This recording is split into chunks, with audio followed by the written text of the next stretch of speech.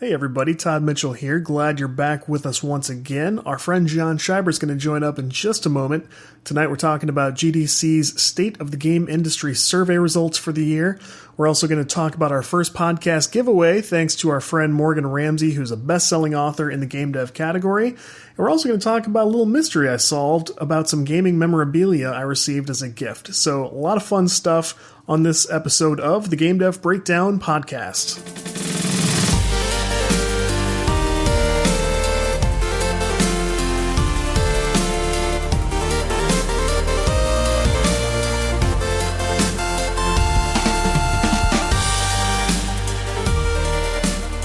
Reach into the great pumpkin. Yeah, it's sitting here and it's got a bunch of hardware supplies in it. Okay, I'm taking that to the garage. What a great way to store and organize your technical stuff. In a pumpkin. I don't know why I've had this filled with screws and... And now a man who drinks from a mason jar and works from a pumpkin. Wow. Well, here we are. I love it. I didn't see it there. Mm-hmm. Some part of my brain probably did. It was like mason jar, mason jar, mason jar. Smelled it, probably. I do the thing where I like put my arm out in front of the people next to me. The mason jar is here. The mason jar. So, how you doing? Man, tired, but we're getting through this period of time at work. Are we recording? Are we live? Yeah, yeah. Okay. Cool. I just didn't know if we were recording or not. We're live enough. Yeah. We're getting over this period of time at work where year end is just historically busy. And then I'm kind of trying to clean up my schedule a little bit. I did some pretty extensive projects around here. We were really due, honestly, man. Just God's honest truth. We were really due for a good, deep cleaning. We started to realize we had too much stuff. Yeah. So we spent a great deal of time. There's several evenings, man. It took a little while, like going through stuff and really knowing what you have versus, just maintaining pseudo order. We were in a mode where it had just been, I had too many close. There was too many extra random boxes of, we'll look at these DVDs later, Yeah. And it got to a tipping point. So I did some family home projects in the off time from this, and then I had to take a break from video games for a little bit just to kind of prioritize the dad life. I feel myself getting back on track, though, and finishing up projects out in the garage. Like I installed that little home gym setup you've probably been seeing floating around on Soch. So nice, yeah. I love that. It's about it, man. On my physical training, I've been focusing a lot on I'll have to send you some stuff that I find wildly fascinating. A guy named Chuck Sipes. He was a Mr. Universe or Mr. America, one or the other, whatever they did in the 60s. Yeah, one of those. Whatever it was. And he has this training method where you overload with a weight you can't move on, like, let's say bench press, other than unracking it. You just hold it for like 5 seconds. And he thought it like conditioned your tendons. Well, he was wrong. It didn't do anything like that. What it actually did was there's this thing your wife, I'm sure, knows what it is. The acronym for it is GTO, but I don't remember what it is. But it's a small organ that's like attached to each muscle, and it controls this amount of overload that your muscle can handle. So long story short is that he was unknowingly training that component of his own body. And I was like, well, I'm going to start trying to figure this out. So I've been outside playing with that. But I'm anxious to get back into the game world, man. There is some just our private conversations. Yeah, they've been intense. Yeah, it's so. What is? Can you rein us in? What's happening, man? Is the world seriously on fire? Or well, first I have a couple of follow-up questions. One is, do you have some kind of heater out there for like the wife and the daughter? And yeah, you got to have something out there. It's freezing. Yes. Oh, yeah. I've got a 1,500 watt heater that does pretty good. On a day like today, though, they did not come outside with me. I understand completely. We were doing that kind of thing for a while when I was set up for boxing training out in my garage over at the old house. Yeah, we would do stuff. My brother-in-law would come out, and we would just brave it because a few minutes in, you have no idea what temperature it is. You're overheated. But yeah, that's really a great way to use that space, especially if you can still park a car in there once in a while, that kind of thing. But it's, Oh yeah, absolutely. what you've done in there is very impressive and very inspiring. Let me ask you this about the organizational side. Yeah. Is any of this based on this this Marie what's her name, who's all the rage on Netflix right now, telling people to throw out all their stuff? No, and it was crazy coincidental because my coworker Zach was like, "Man, have you seen this Marie Kondo?" And Yeah. I was thinking, my wife has a condo, and it's like, I was genuinely like, "What is he talking about?" And then like he showed me, and I was like, "Oh, I didn't really." Huh. And I kind of glossed over it, but no, it is not. I guess I felt that Netflix energy in the It's hard to avoid, yeah.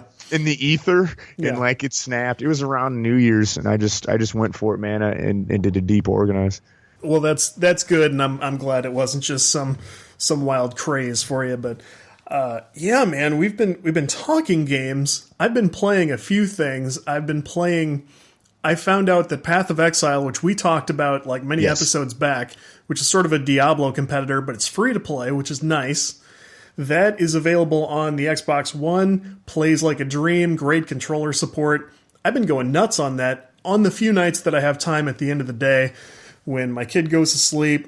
He can't fall asleep right now unless I'm in the room. So then I get tired, and it's a big mess, but Dude, that's brutal. That's real. that's tough, man. Yeah. Little challenges in parenting. Yes. That's been really cool, man. What else have I been playing? I almost got a little bit sick of Forza Horizon 4, and I've been playing some of the Xbox games with gold, but like I've been able to spend some time with it here and there. So Good. I'm looking up Path of Exile right there. It is with the Xbox. I might have to seriously give this a spin on the. To me, it seems like it would be really well translated to console. it is. I said the same thing about Doom 3, which was you can just get on there, the controller support's awesome, and you could just get lost in it. Path of Exile is the same way. It's a pretty well done game. Yeah, I had it downloaded for a minute on Steam and never did open it, sadly. But I mean, it looks just like Diablo to me. So I don't think people should be playing it just to spite Blizzard. I don't think that's the right approach. But for whatever reason, it's a cool game. The developers should be rewarded for that. People should check that out. does it have in-game purchases? I assume there's some kind of market. There are microtransactions of some kind. They've not really even crossed my path yet. So I'm looking right here. Actually, they have it on their site. you see something about it when you pause. There's a thing that literally says microtransactions, and if you don't hit that, I guess you don't see them. Yeah, okay. So they sell stash tabs, whatever that is. Bundles. Yeah, that's like storage for loot. Okay. They sell makes armor sense. sets, characters, guild stuff, pets. This is kind of a hideout. You can buy hideouts on here. This is pretty cool. Huh, that's more than I realized. Yeah, this is kind of neat. So you can get, let me tell you about this hideout here real quick. This is intriguing. Oh, no, it's decorations for your hideout. Okay, well, if you're into that. Yeah, if you want to play dolls, that's what that's what my friend Casey calls it. And I stole his unique catchphrase there, but he'd be like, "Hold on, no, don't launch. I'm playing dolls." Yeah, that's a good way to describe it, yeah. You know what I started playing is hold on to your butts. I finally started playing Just Cause 3. Oh wow! I really like that game. Like I'm not delivering anything groundbreaking here. That's a great game. Dude, I remember when I was playing it, and I did a little mock review for you to look at, and God, because that game grabbed me for a little while too. It is like Grand Theft Auto with zero repercussions. Yeah, I mean they can try as much as they want, but like you can overcome anything from the word go. But I really, it's such a fun like big sandbox. It's really neat. Yeah, if you try to take it seriously, it's just not going to be a game that's going to satisfy any kind of deep story elements that you might be looking for. But if you just want to plug something in, have a couple of objectives so you feel like you're unlocking stuff or something like that, and just go nuts, yeah. But I've heard mixed to bad things about the fourth one, so I'm gonna wait till it goes on a deep sale before I give it a spin.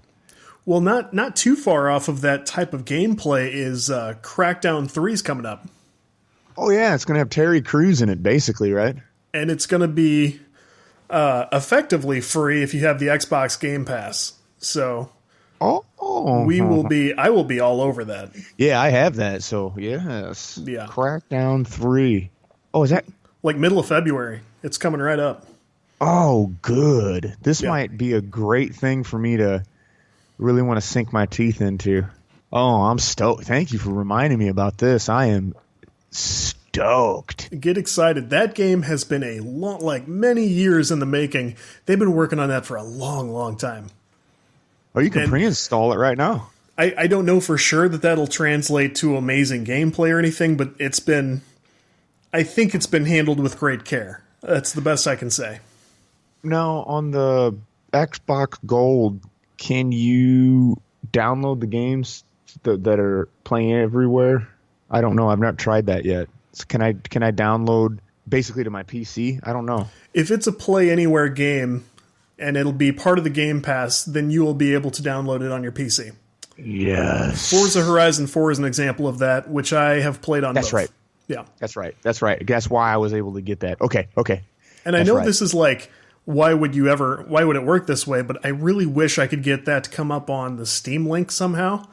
And then I could be hanging out upstairs, just playing through the TV or whatever, Just go through Steam Big Picture mode and I can pull it right up. Does the Xbox not do that? Like a screen share almost? It will do that on a Windows device. If I wanted to, I think I could put my laptop hooked up to the TV and Bluetooth control it. It's almost worth just moving the Xbox. Yeah, there's too much diddle daddling in that to get that to work. Yeah, I'm too old for that. When I was a kid, it was like, yeah, take the Nintendo outside, plug it into a car battery, and you guys go nuts. Now it's like, can we move the Xbox upstairs? No, are you kidding me? It's so funny. It's totally for real, man. That is real life. Maybe it's just fatherhood, like that fatherhood switch flips and no moving electronics, please. Exactly. Man, I'm still caught here. You brought up Crackdown, and I'm looking at it still. I need to close this window, or I'm gonna lose my train of thought. I've always been a big fan of that series, and it's been around a long, long time now. Yeah, I was gonna say that's an early 2000s game, isn't it? Yeah. That wasn't too long after which GTA? San Andreas? Was it around that time frame? I think they were probably close, yeah. Okay. That sounds about familiar. Oh, I noticed my favorite game is on Game Pass there, PlayerUnknown Battleground. Ooh, I really wanted to play PUBG. Just make fun of PUBG again. I really wanted to play this game here. Let me look at this. I'm glad you mentioned this, and I forgot that I had it. Oh, We Happy Few's on that. Hellblade. That looked cool to me. I don't know about that one. You play like a female Viking warrior or some kind of Celtic warrior like that, and you go to search for your lover body or spirit in the afterlife, and it's like a game. Oh yeah, that's supposed to be like PTSD and. If this is the one I'm thinking about, and it was the article I remember reading, it's like simulates like going insane or something. It's like really intense. Through post-traumatic stress syndrome. Like it tries to Mortal Kombat X is on this? Dog. Yeah, I know that's your jam. Ooh, that's going to be cool. Ooh, there's MXGP3. Yeah, those games are cool. Interesting. Okay. I have a ton of fun with Game Pass. I really do. Because I'm the kind of person who, you don't hear me bag on a lot of games. Like, I really appreciate a wide variety of gameplay, and I've got something to do all the time. Yeah. No, you are like that. You jump around. Human Fall Flat, have you played that with Will yet or anything? I did finally play that alone, and I had a lot of fun. Yeah, it would be a good game to try to get a kid to He would crack up, dude. He would never stop laughing at that game. Oh, it's so funny. Kara was watching me play it one time with my buddy Matt. It's pretty entertaining. The falling between levels and stuff is just hilarious. I know I'm not going to tell you where or when, but there's little secret little dev things. Like if you get to areas, they did little. It's not so like but It's kind of neat. They like, how'd you get here, dickhead? Like that, like, how did you manage to get here? And it pokes fun at that. It's pretty good. I think I have found one of those, yeah. Yeah, I like that, where it's like, they kind of, I've always liked, that's one of the things I really liked about like Doom and Wolfenstein and stuff like that, or the secrets, man. Like, and sometimes the secret was just like a joke, but you still were so happy that you got the secret and found those little hidden things. It's different to me. For some reason, this modern era of gaming hasn't pulled off that same vibe from finding the secrets. I don't know if it's just me showing my age or something like that, but it doesn't feel the same. Like when you found a secret in an old school game, it was like, does anyone else know about this? Right. And then now it's like part of your mini map where it's like secrets found. And you're like, come on, I didn't even want to know there was a secret. Yeah, there are two elements to that, and both of them are products of time. But one is, there wasn't always this internet and this giant network of people like sharing information. And so we relied on things like gaming magazines to tell us about stuff like this, and the guy at Blockbuster. And it was a huge deal. And we would get wrong information all the time and be convinced that, oh, Michael Jordan's in NBA Jam, and, you can get Shaq riding a bull coming out of the half court. And then the other thing is, like, the games aren't as hard to make anymore. And so now, like, even as late as the N64, when you played Rush 2 and you found the skate park thing and you got to ride your cars off the ramps and stuff, you were like, man, that was so awesome. I know, right? It was like, I can't believe they spent the time and got to do this, and it made it through to release, and it's in the game, and like, we just spent days and days on this stuff. And now it's not really any big thing. It's like, if you see that in Forza, it's like, well, yeah, there's a skate park, and yeah, there's ramps you can ride off of. Who cares? Yeah, I get what you mean. And that's our timely coverage of Rush 2 for the Nintendo 64. Yes, that was awesome.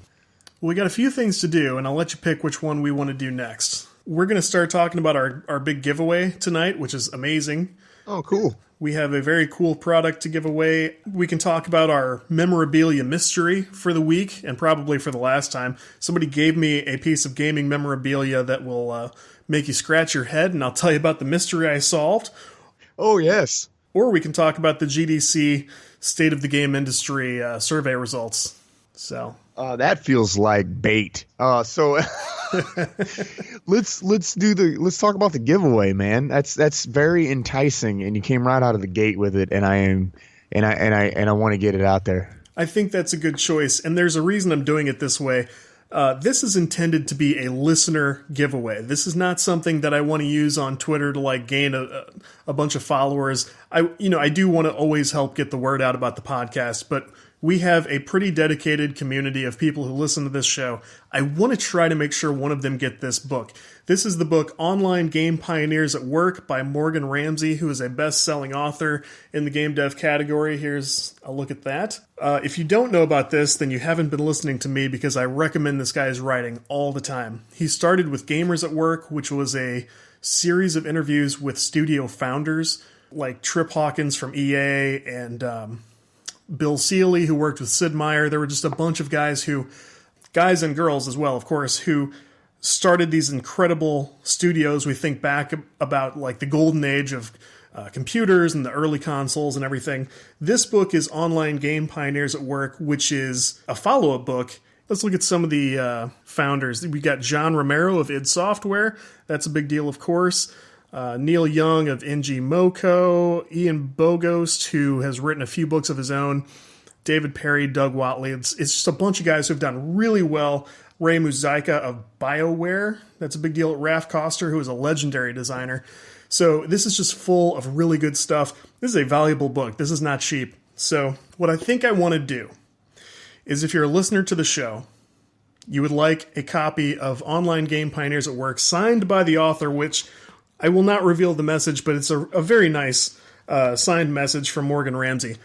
Tell us, we'll do the normal show promotion that we do every week. We'll tweet the show link. Comment on that tweet. Tell us which one of these founders, and you can go look the list up, or you can listen back to what I just said. Tell us which one of these founders you're most excited about reading about.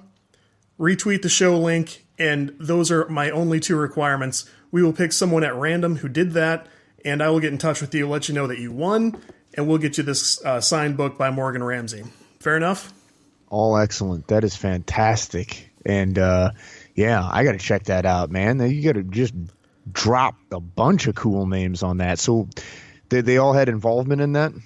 What Morgan Ramsey has done for himself, one of the things he's most noted for is he finds founders of game studios and he interviews them like in depth.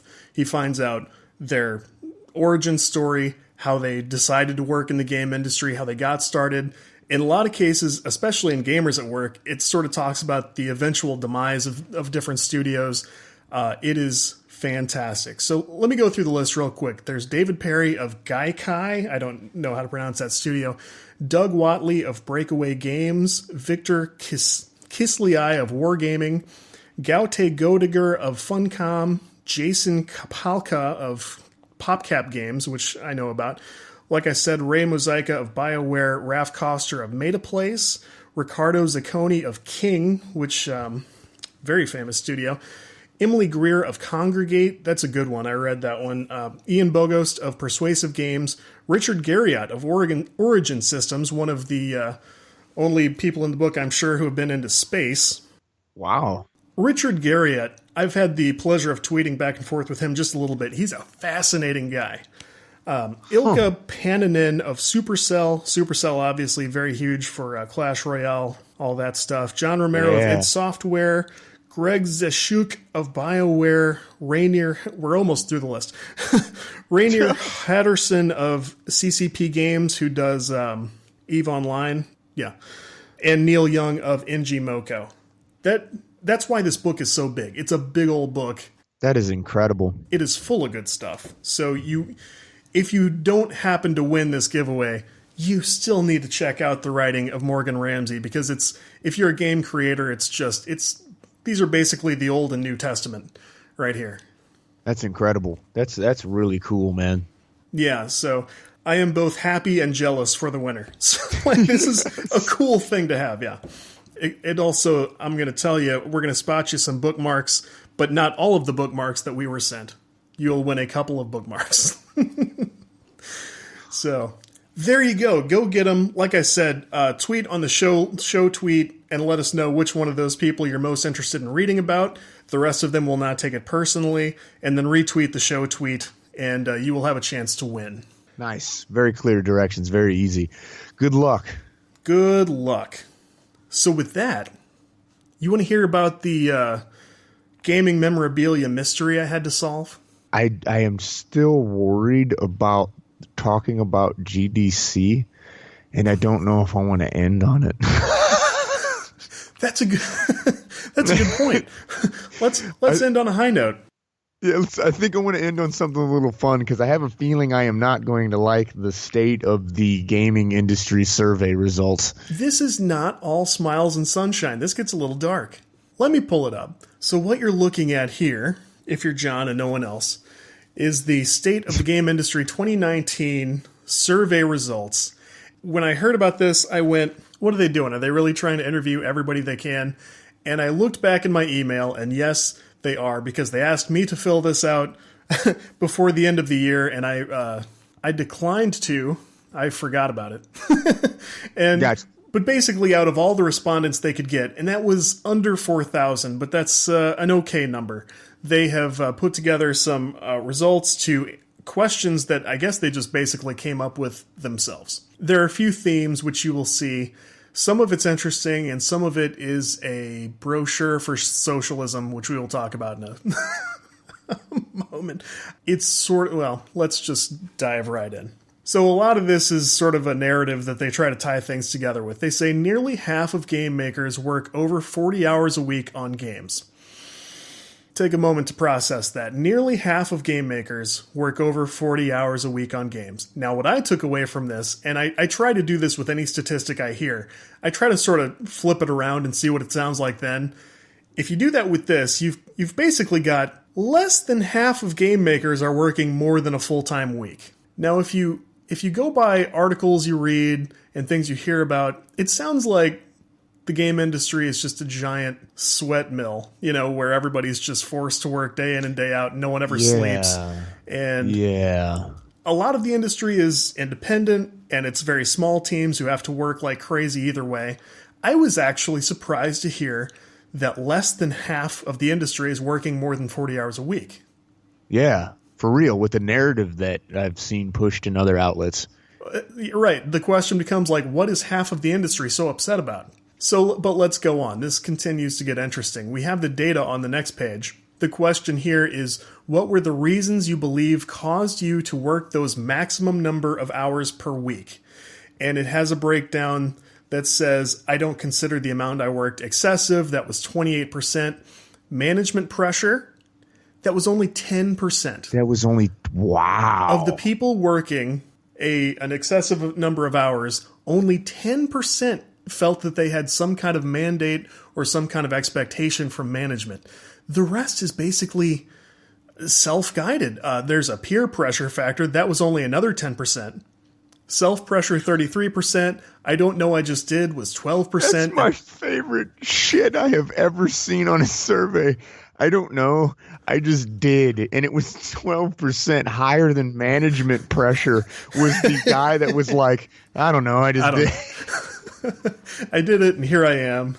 Oh my, that just screams like I'm reading too much into it, but this is just my initial gut reaction. I don't mean it to be brutal towards anybody, but that's just like, well, I didn't have anything else going on, so why not? I feel like the people sort of curating this and writing the report and everything are going one direction with it. I'm kind of going another. I understand that. Some of this is just the answers are probably just kind of all over the place, but those are surprising figures. Management pressure, 10%. I don't know, 12%. That's really something. There is, of course, some interesting stuff about Steam versus other stores. Steam is the storefront to beat on PC, but some devs thrive on smaller competitors. So they have some numbers about which store do you sell games on. 47% of respondents said Steam. Second place was, well, wait, it's not second place. Good Old Games. I wanted to say Good Old Galaxy. Their store thing is called Galaxy. Good Old Games was 14%, Humble 17%, Itch 18%. Here's something interesting. 26% said they have sales through their own website, which is nice. That's pretty good. That's not a terrible figure. I mean, yeah, that's interesting. That surprises me. Publisher owned, I assume that means sites or platforms, was only 18%. So publishers maybe not moving as many games not as much as Steam, and not even as much as the developers on site. Interesting stuff, and they break this down in different ways on the page. We all know Steam is going to be the giant monster. Most game makers aren't sure Steam still justifies its 30% cut. Yeah, I would agree with that. I'm not sure anyone ever thought that Steam was worth 30% of their sale. My goodness, 30%. Yeah, that's drastic. Man, that makes me really wish their interface, user interface was a little bit better.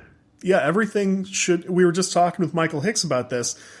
Everything for the developer, the player, the publisher, everything should be better for 30%. Absolutely. Everything should be better for 30%.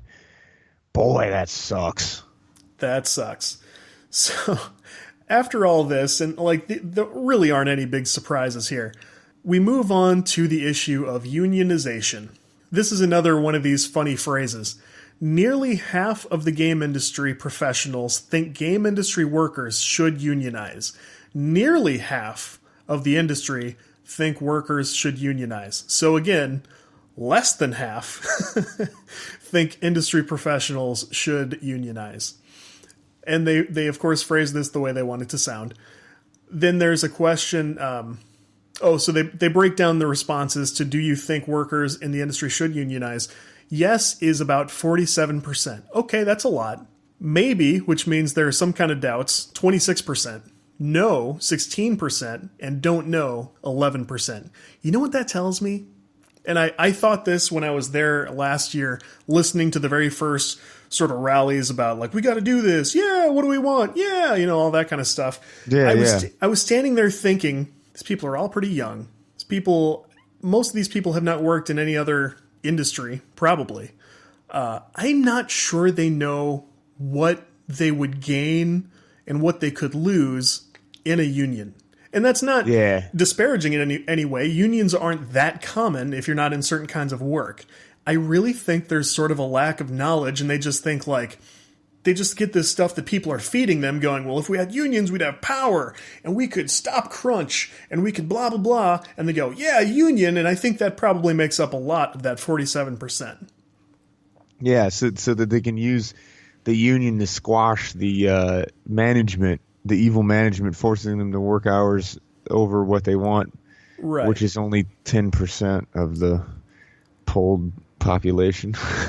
Right, and it's not that I have such strong feelings about the concept of unions. I just know that this is going to break down into a numbers game where they go, well, okay, publisher XYZ still has to make X amount of money in X number of days to pay X number of people X number of dollars. And you can tell them you're not allowed to have people work more than blah, blah, blah.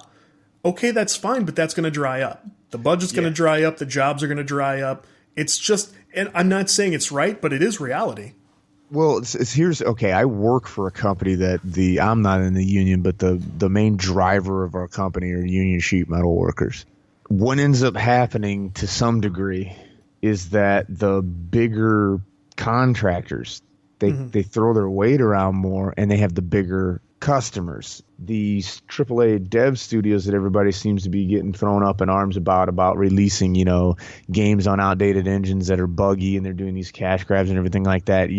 Believe it or not, just seeing history of how unions are used and abused are probably going to follow a very similar fate of having this power, honestly, given more so to these larger companies, which is kind of what you don't want to happen. When you get these unionization things going on, I can understand the feeling that they want to try to have more power and everything for the workers, but it is a dangerous game to play because it becomes political. It's going to become extremely political very quickly. And I don't know. I don't really want to see that happen in gaming so soon, but I'm not in control of it. So it's going to be a pretty rough and tumble place to work or industry to work in if this does continue. And of course, this report has room to quote 3 people who wrote in like additional thoughts about this. And so less than half of the people said they should unionize. So, of course, all 3 of the people they quote were strongly in favor of unionization. So you kind of see what direction they would like this to go. Now, to be fair, one of them was much more realistic and said, let me find this. He said, he or she said, companies will just do what Walmart does when they vote in a union. They close the Walmart/game studio and open a new one a mile down the road across city limits. You'll see stuff like that. Yeah. No question. You start that, like they even made a joke about that in The Office. They said, if you guys start to unionize, we will shut this branch down and you guys will have legal fees to deal with, stuff like that. Like people in other industries understand these sort of dangers inherent in this sort of thing. And my thing is, I think people should get a little better educated about both possibilities. I just punched the microphone. If unions start to take off, it's going to be sketchy. You need to see some pretty gross. Manipulation isn't quite the right word, but you need to see some pretty gross misuse of your employees in certain situations. And so far, out of what has been pulled just from this small pool of people, I don't see enough wrongdoing here to justify unionization yet. And so if you don't really have to, maybe you shouldn't. That's a good point. In the interest of fairness, there are as throughout history, there are certain situations where unions, yes, of course, were the answer. Yes, yeah. They were somewhat rare. But for the things I've observed in the game industry, there have been gross mistreatment issues with certain studios. It's not very common anymore. You saw it here in the beginning of the report. You've got less than half of the people who responded to this working more than a full-time week. You want to talk about how much indies work to get their stuff done? Yeah. You want to talk about how much the military works? You want to talk about how much a doctor works? How much a nurse works? Like, let's look at other jobs where results have to be a certain thing and there's no room for anything else. And you choose it. You go in knowing what it's like. Maybe it's right, maybe it's wrong. Hey, I wish my wife didn't have to work so much at the hospital. Of course. However, especially while she was getting trained. Yeah, that's just one of the, by the way, side note, that's one of the most heinous practices. I do not understand that part of the doctors when they have them in residency. I mean, that is just like, it's like, it's medieval. She and I started dating as she was transitioning from med school to residency, and it was a nightmare. She was woefully underpaid, and I don't mean like for a doctor, I mean for any employee in any situation. For any human. She was paid in a manner I would describe as abusive. I didn't know she could be paid that low. And it is like, from what, sorry to interrupt you, go on. No, you're fine. From the outside looking in, it looks like a very hateful and bizarre hazing. It's like that terrifying and terrible to me. Like, it's just like, oh, let's see what this sucker will put up with to get to their dream. And it's like, God damn, they just went through all of this school and this mountain of school debt, and then this, you know, to cap it off, it's like, God. Some of it's kind of a snake eating its own tail, because like they have to prepare her for what the actual job is actually like, because it's going to be like that. Now, so you argue like maybe it shouldn't have to, but the way costs are set up and compensation with like insurance companies and stuff like this, the way hospitals have to run their budgets, and it's all this sort of thing that just ends up requiring them to do it. However, in medical school and in residency, they do it because it works. They do it because they find that people are spending more time with it with less interruptions, and they're just getting better results. It's not great. Nobody likes it. Like, I spent many times just livid because of the treatment she was getting. But you look at the military too, like they do it the same way, because you're going to come in, you're going to run into shit, certain shit's going to be required of you. So I find that in other industries, many different industries, when the results are absolutely required, there's no room to go, well, but you've already worked 39 hours this week, you have to stop now. They don't do it. Like, they just go, okay, you're here and you have to do this. Yes. Thank God game industry stuff doesn't have to be that way, but look at other software engineers. We work insane hours, like especially when it comes down to, you know, crunch time, release time. Like sometimes that stuff is just required of you, and it's a byproduct of you've got people who work better for long stretches or work better during off hours. Some very natural things tend to lead into this. I'm not saying it's awesome, but it's definitely not going away. And if it goes away, if it's forced to go away, products are going to suffer, companies are going to suffer, and those employees who are down to 39 hours or 20 hours or whatever it is you want to land on, those people are going to suffer too. I agree. I noticed this quote there in the corner of that page of the PDF you're showing is kind of loosely touching on this. About the executive thing. Yes. When one executive can get a $20 million bonus in exchange for crunching hundreds of people, shipping before the game is ready, then laying off those people, the industry is ripe for self-correction. Now, this is sort of another like down with capitalism thing. Really, the issue is not one person somewhere is making too much money.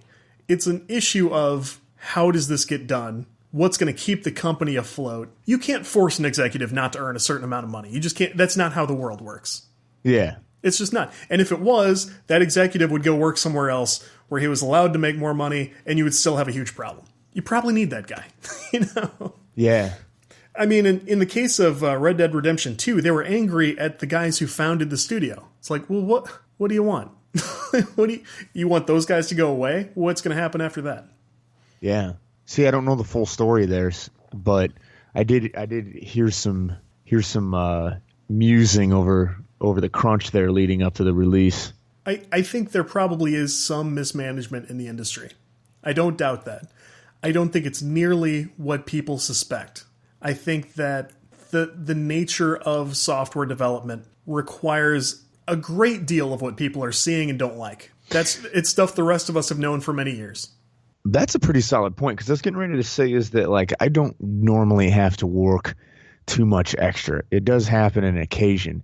Now, when you get to a certain point of the year and we have certain projects that are hitting, it requires more work from everybody to get the job done. And there's seasons for that, like we're not constantly in that mode of, stay here until you got to get it done. But, there's just moments of that. And that's kind of the ebb and flow. It's just kind of how the work functions, You're going to have moments of when it's like, okay, yeah, the people you love aren't really going to see or talk to you for a couple days stretch here, maybe more. But, you got to meet a deadline. And when the deadline's done, you're back to, your normal schedule, what you do. And I can't imagine that Rockstar is making people work 100 hours a week on a regular basis. But leading up to the launch of a game you've been working on for 8 years? Right. I could maybe see that. You're coming up on the deadline of almost a decade-long investment with a lot of people and a lot of intellectual, energy and intellectual commodities are dumped into this. This is a big deal for a company that, it sells a lot of games. I understand it was brutal. I probably don't know what it was like to work there during that time. I couldn't understand the stresses that were going on. I'll give you that. I'll give you that. And maybe I might have a different perspective if I did experience it. But from the outside looking in, yeah, that's the nature of that. Sometimes you got to get something done. Yeah. To be fair, I wanted to compare to indies who, of course, work crazy hours just naturally on their projects just to get them done. And if you count the hours they spend on top of their other jobs, in most cases, it's insane. It turns into 80, 100 hours a week. But in the case of Red Dead Redemption or another major, AAA game, we reach a scope for these software projects that you don't reach anywhere else. Sometimes in the corporate world, you'll have software projects that go on for several years, but usually not before one big release. It's usually iterative development, and the crunch periods are small, and the real go time is short. In the case of a Red Dead Redemption 2 or a Call of Duty, well, Call of Duty is sort of annual now, but that does turn into a really tense time that stretches out for a long period of time. So before... I'm sure Red Dead Redemption had a real tense 6 months or more, because now release is right around the corner. This is everything we've worked for. Oh my God, the horses don't run the right direction. Like you've just got all this stuff, and there's no choice but to stay the amount of time you have to stay, finish it up, or they bring in more people, you lose money, you lose your job afterward. Like there are consequences for going that big and on that scale. Yeah. And it's not fair because the people who it affects the most, they don't have any say in that choice. They don't get to say, why don't we put out a smaller game? Why don't we make this episodic? There's really no way around it. So yeah, I get that. One person kind of turned it around in their commentary, and I can't find that right now, but they sort of turned it around on, well, the game industry is so tough because so many people want into it. It's like, hold the fuck on. Oh, that's the next page. Go back to page 6. I know where that's at. That is it's right at the bottom, that bottom paragraph. Right. There is too much supply. Too many people want into the industry. Sorry. Added another person. Those who unionize will be shoved out of the way as companies hire those with fewer demands. That's absolutely true, and it's not our fault. Yes. Yep. If people are willing to do it, that's you want to talk about the market correcting itself. Well, that's probably an example of what that is. So that goes both ways. So, that is what it is. Everyone's going to think what they're going to think about this. The vast majority of people do not believe that the game industry will unionize. I am fully in agreement with that. I don't think it's going to happen. I think if it happens in small instances, that's going to kind of get swatted down. I am sympathetic to people who work in the game industry and have bad stories, but sometimes that's just your career. That's how your career goes, and you move on, you go on to better things, and you look back and it turns into a cautionary tale. I'm sympathetic to people who deal with that for sure. Yeah. The survey goes on to talk about where developers hail from in terms of, like European and North American devs are still the majority. Fair enough. Men and women still split the industry roughly 80-20. Sounds about right. Okay. I'm for every kind of diversity in the game industry. Like I say all the time, everybody's got a game in them. I want to play them all. And it's as simple as that. Most respondents have been making games for less than a decade. That's interesting. Yeah, it is. A majority of those people have been in less than 10 years. That's interesting. Because, the industry has been around for a while. How many years have you been involved in development? I'll let people sort of thumb through some of this by themselves. It's not all that interesting. Here was something I found sort of curious. The game industry tends to skew two directions. Companies with like more than 500 employees or companies with like 1 to 5 people. There's almost no middle ground. Yeah, that is very interesting. Yeah, so that's something I didn't know. I usually am a solo act myself. More than 500, that's huge. That's big. I didn't know I didn't know that many companies were that big.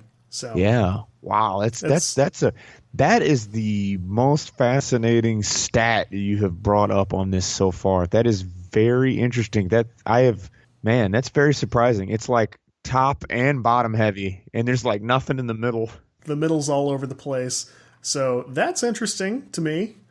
And there was one other one I wanted to sort of skip to, which was almost half of game makers think Nintendo's Switch is the most interesting console. Were these half people who work at Nintendo? Like, who thinks that? It's interesting, yes. Is it more interesting than VR? Like, is it more interesting than augmented reality stuff, tabletop games? Like, Switch is not more interesting than almost anything to me. It's cute. It's cool. I know somebody with one, but that's really surprising. Half of game makers think Nintendo Switch is the most interesting console. What is the significance of them putting that in there? Do they have some kind of push to bring back mobile gaming on a large scale or something like Game Gear days? Is that where this starts to lead, or? I don't know, because smartphones, tablets didn't do that well on the survey. And they keep going with this. They say nearly 1 in 4 devs sees their game perform best on Switch compared to other consoles. And they must mean in terms of sales, because nothing is as underpowered as the Switch. Interesting, bro. How it performed relative to other, this is like sponsored by Nintendo or something. This seems weirdly skewed. Bro, can we talk about this? Which platforms you're interested in developing in right now? Yeah. 360 is still on here, and Apple TV? Apple TV. Wasn't that discontinued years ago? I never had one. I don't know. That is a weird list. Web browsing games got much more than I thought. That list is interesting, and I'm going to jump ahead to show you. There was something about people creating games for what they called next generation consoles. Now, they acknowledge in the report that they don't really have any future consoles being discussed that they can ask people about. So it begs the question, which ones are you considering next generation? Is that Xbox One and PlayStation 4? Do other people know something we don't? It's sort of hard to follow in certain spots. And overall, man, I don't know about this whole thing. Okay, see that go back one for me there. I kind of like what I'm seeing here. Oh, business models, yes. So wait a minute, free to download. I wonder if they're essentially saying free to play. That must be free to play, because then there's pay to download, which is standard. Ad supported, yes. Paid DLC, free DLC. Well, that's not really a business model. If that means free to play, that free to download, I like what I see there. How close that pay to play the game versus free to play. You know me, I've geeked out on some free to play games like Brawlhalla and stuff like that in the past on this show. In certain ways that model works. I'm glad to see that if that's what it is, they're free to download. I think that's got to be what that is. If that's what it is, I'm glad to see that's as popular on that. 41% is not bad. I'm glad to see that kind of a spread, because I don't feel like we should be. I don't feel like any developer should be backed into one corner on their profit model. However, this does not take into account which of them are actually successful. Like which one of these things are performing well. Yeah. And that's a much harder study to do. People are real down on crowdfunding, which is probably for the best. Yeah. More than a quarter of game makers are working on a game with accessibility features. That's good. Good news. Just common sense. And that's about it. I would tell people who are interested in this, you can download this for free, but you have to like fill out a form, which is not a big deal.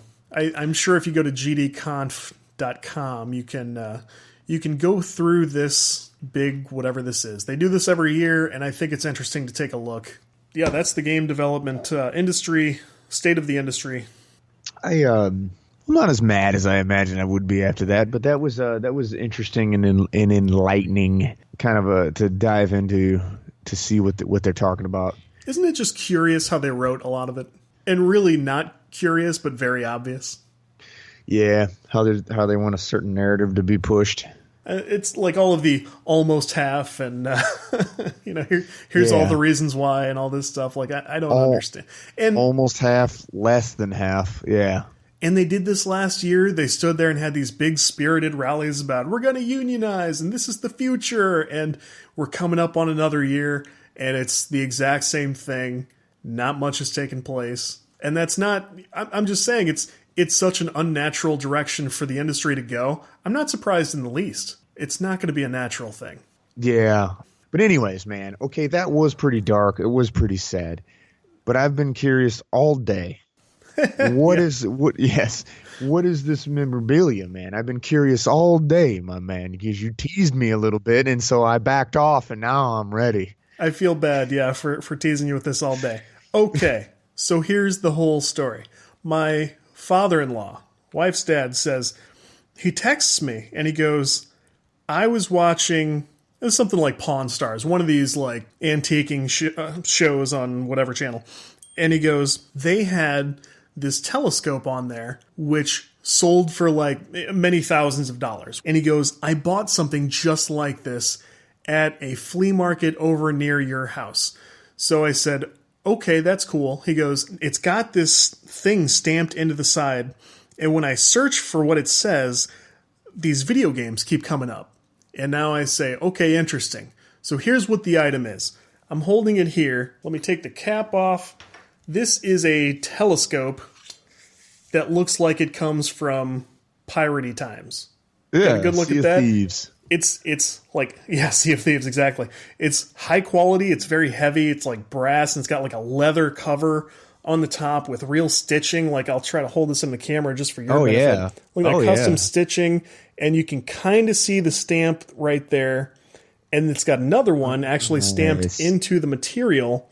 And if I turn it upside down, it says Risen 2 Dark Waters, I think. And that sounds like a Christian film starring Kirk Cameron. I thought that might get you. It does, though. I had never heard of this game. So I looked it up, and lo and behold, this is a RPG, sure enough, about piratey times, and it came out... Hey, Google, when did Risen 2 come out? Risen 2, Dark Waters launches on the 27th of April 2012 in Europe. 2012. Huh. So it launches in 2012. To some acclaim, it was a Deep Silver game, and it was one of these things that was published by two different companies, depending on whether you're in North America or Europe. Okay, so that becomes important, because I start searching for Risen 2 Telescope, and I see this thing, and I get it in my hands, and I think this is some sort of like lavish tie-in with like a special edition, collector's edition, loot box edition version of this game, right? So I look up, sure enough, they do have a couple of different versions of collector's edition games for Risen 2, and now one of them contains this telescope. So now I'm like, what's going on? And searching for Risen 2 Telescope gives me almost nothing. The one thing I found was there's a forum with a guy who was looking for one of these, and not one person on the entire internet was able to offer him one of these. And he's like, I don't know which edition it came with or where it was from. And so I start thinking, like, is it possible that this was some like very expensive item that they just gave away a couple of at like E3 or, some sort of trade show? But I'm thinking like usually they go the other direction and they give everyone a blow up sword and ask them to hit the head of the person in front of them when they see something they're excited about. They actually did that with Assassin's Creed. But that's incredible. I love that. Right. So I think or maybe there was a drawing at an event, like a press, or maybe they sent these to journalists or something. So I'm just going nuts because I can't find anything about this thing. So I start looking into the actual publisher of this game. So in North America, it's one company. In Europe, it is a company called Synega, which I had never heard of before. No. Even that didn't help me out until I found out that, I think what it was I found out there was something to do with this game in Poland. And when I looked at these forums, there was one guy who was from Poland, and he told somebody else that he had one of these things. So I noticed he used a different word for the telescope, which I assumed meant, telescope or scope of some kind. I end up translating many, many web pages from Polish by the time this is all done. But when I finally searched for Synega and the Polish word for telescope, which there are a couple that they use, I see a picture of this thing on a website and I go, holy shit, there it is. Because by this time I've been looking for days. Wow. What this turned out to be, the Polish publisher of this game, who released it in Europe, had 15 of these things made total. Wow. They were never for sale to anyone. And they were given away in a series of contests that required crazy things out of players. One of them was they had to write and sing a pirate shanty or something.